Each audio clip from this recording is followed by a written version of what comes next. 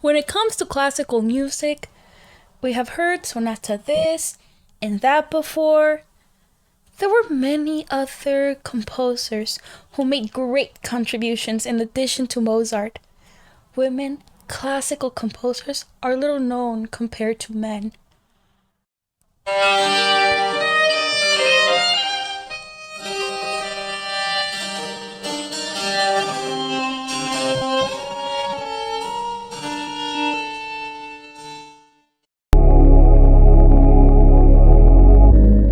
This podcast is sponsored by NUS. Sonatas would be played in a trio. Like every genre, it goes through a process of evolution as the decades pass. For example, in the Baroque period, we see that sonatas were just multi-movement work and would be performed in a trio. Known contributors like Heinrich Christoph Koch, who was inspired by grammar and syntax of speech.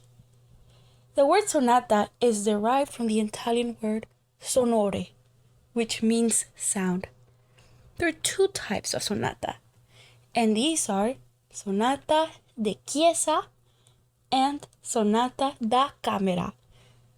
Sonata da camera is secular, composed as suites, and has more of a fugal style. And the chiesa is contrapuntal and is organized as slow, fast, slow, fast. Later, in the classical period, it is here where it starts to take shape into a structured format. When it comes to classical music, we have heard sonata this and that before. There were many other composers who made great contributions in addition to Mozart. Women classical composers are little known compared to men.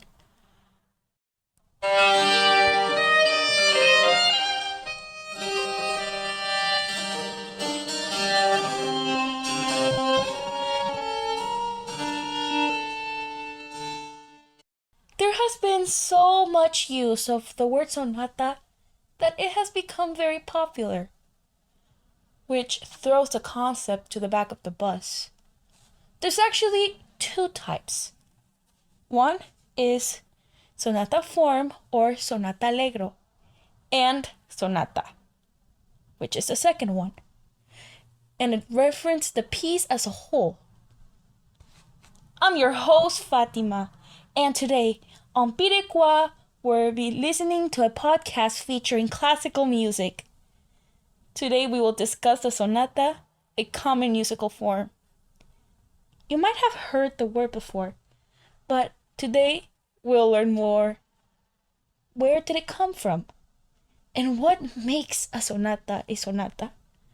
We'll dive into these things and more through examining examples of sonatas by early classical composer Giuseppe Tartini from the Baroque period and his work The Devil's Trill, and of course Clara Schumann from the Romantic period and her composition Sonata in G minor, to see how truly varied this form can be and how it has changed throughout the centuries.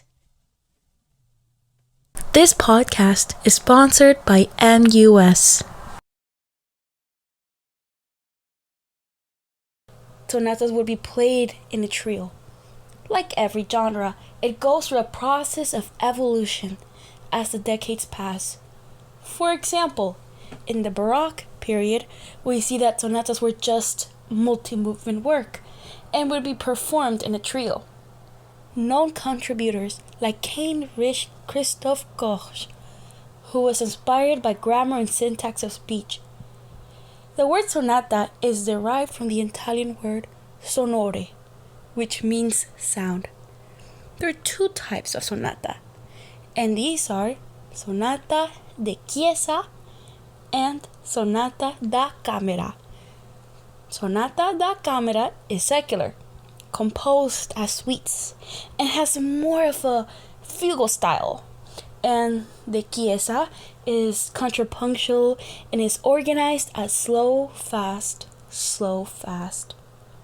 Later, in the classical period, it is here where it starts to take shape into a structured format.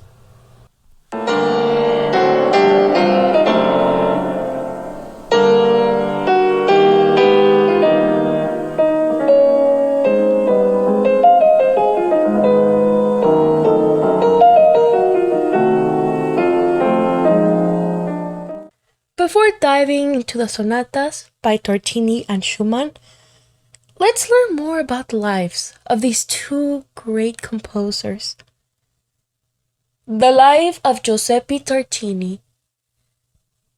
Born in Slovenia, in a place called Piran, which used to be part of Italy, Giuseppe Tartini was the son of Gian Antonio Tartini, who was from Florence, and his mother, Caterina Sangrado. She was from an aristocratic family. Tartini enjoyed playing this specific work, the Devil's Trill, on the violin, which has to do with the reasoning of why this piece was meant for violin and basso continuo. Giuseppe Tartini's father, Gian Antonio, also known as Giovanni Antonio, was very religious.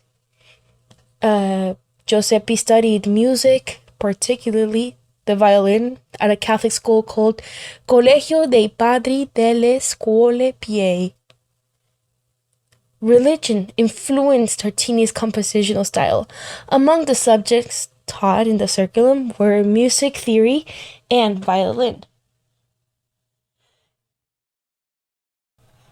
Now let's learn more about Clara Schumann, who lived over 100 years after Tartini, or something like that.